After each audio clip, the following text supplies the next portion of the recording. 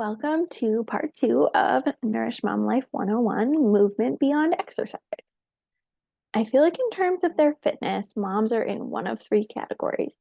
Either you can't fathom getting in an actual workout with your baby or your schedule, or you're set on returning to your pre-baby workout routine even though it's not working, or you never really had a fitness routine to begin with. Whichever way it is, you're setting yourself up for a lot of frustration, wishing you could do more, feeling like there's something wrong with you for not getting your workouts in, even though you've been up 4 times in the night. You're comparing yourself to what you see online. You're overwhelmed and feeling like a fitness routine is not going to work for years.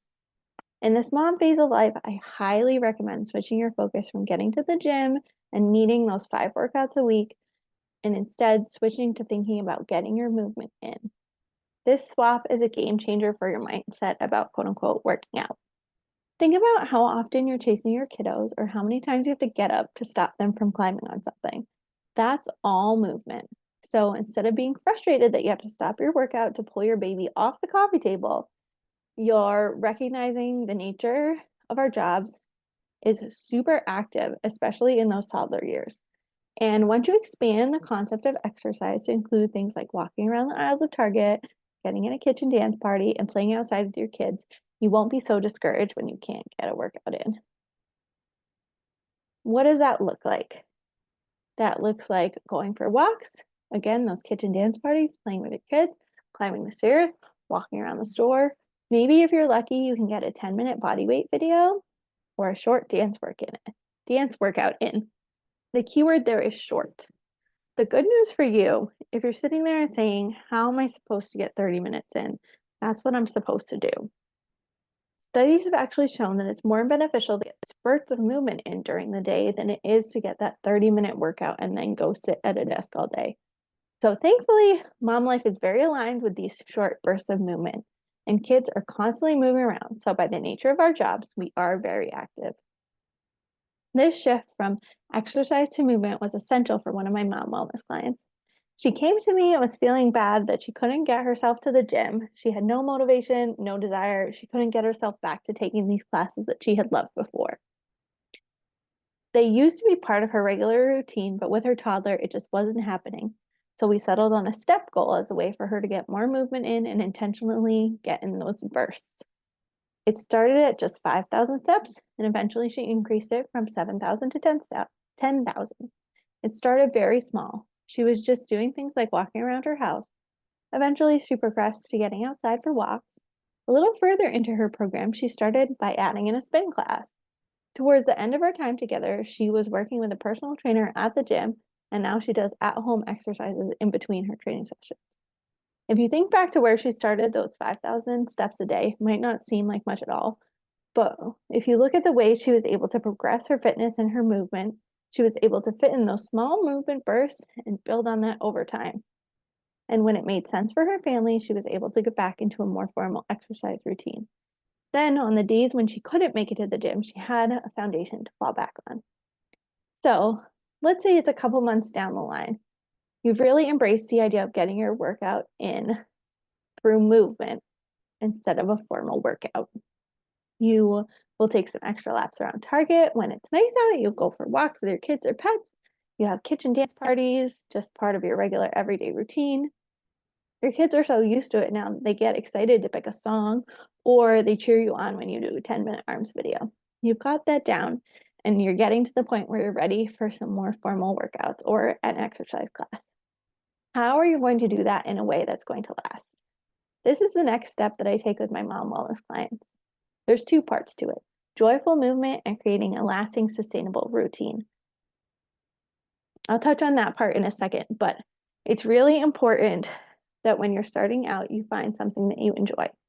We have to bring that joyful movement in, or we're just going to be dragging ourselves to the gym. It's just going to be another thing on our endless to-do list that we don't want to do. Working out goes from something you have to do to something you should do to something you feel like you're supposed to do, and on and on. But once you make that switch, it becomes something that you enjoy. It becomes part of that self-care routine. This is the time where you can reflect and say, Okay, what do I want to get out of this time? Do you want alone time? Do you want to socialize? Do you want to get out of the house? Do you want to be in the house by yourself? Think about the environment that you want to move in, and after that, we'll pick the type of activity. Is it going to be some sort of class? Is it going to be the actual gym? Is it working with a trainer? Is it a sport? Do you want to start lifting weights? I personally enjoy lifting weights. I love it when I've been doing a move for a while and I can pick up heavier weights. It's just such a sense of accomplishment, and those little wins make me so happy. It makes me feel so good about myself, and that's how I got into strength training. And I each started with just 5 pounds and 7 pound dumbbells, and I worked up all the way to 25-pound dumbbells. It took a little bit to build my grip strength back up after baby to hold those 25s again. And that's okay because progress happens over time. So, how can you move in a way that's going to make you appreciate your body? Or maybe it's really important to you to maintain your mobility, to be able to get around, to be able to pick your kids up and carry them upstairs without getting out of breath. And if you're thinking, I just want to work out to get in my pre baby jeans, part 3 is for you. Once you've incorporated that movement into your regular routine, you decided to raise the bar into a more formal workout, and you figured out what's going to spark joy for you. Now it's time to figure out how that routine is going to stick, how it's going to last so you can do it long term. This is where I'm going to pull in my triple S method again. If you came here from an email, you will see a workout tracker, and I will also link it below. You'll notice that there's 2 of them, and they're only tracking 3 or 4 workouts a week. And that is intentional because, again, triple S means slow, steady, and sustainable. We want to start slow so we can steadily build to make sustainable changes. With workouts, that looks like starting with 1 or 2 days a week. In the case of these trackers, we're putting in 3 to 4, so you have some extra days built in to catch up if you need to. Let's say you plan to work out Monday, Wednesday, Friday, but Wednesday's crazy. You still have Thursday, Saturday, Sunday to get in that third workout. If you're sitting there thinking, what is 3 days going to do for me? Yeah, it's only 3 days, but if you look back at your past workouts, how often are you consistently hitting 3 days a week right now? Most of the time, we go too big. We set goals too high and we set ourselves up for failure. I want to set yourself up for success. Now, while it might not feel like a lot to try to move 3 days, I guarantee that if you can get 3 days down, adding one more to get to 4 days is going to be super easy. And if you want to increase from there, it will be that much easier because you've built this foundation. Again, like I was talking about yesterday with nutrition, if you build the foundation and get that foundation rock solid, you can then build on it.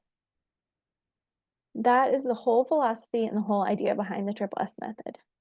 One thing that is definitely an obstacle to working out is that it's not always kid friendly. It's not always compatible with mom life. My Velcro baby often ended up being my personal weight for the day. And sometimes it works, but sometimes it doesn't. I know that a lot of times we get mom guilt or feel really selfish asking for childcare to do something like a workout or fitness class because it's not something we have to do. And when it's not something we have to do, we feel this mom guilt. Mom guilt is a huge part of the equation, and I touch on that in part 3, how to overcome it, to step into that version of yourself that your kids deserve. Mom guilt is definitely one of those things that's holding us back from being the happiest and healthiest versions of yourself. For now, I would like to hear what your movement routine is like, where you'd like to improve it, and what kind of movement brings you joy. See you in the next one.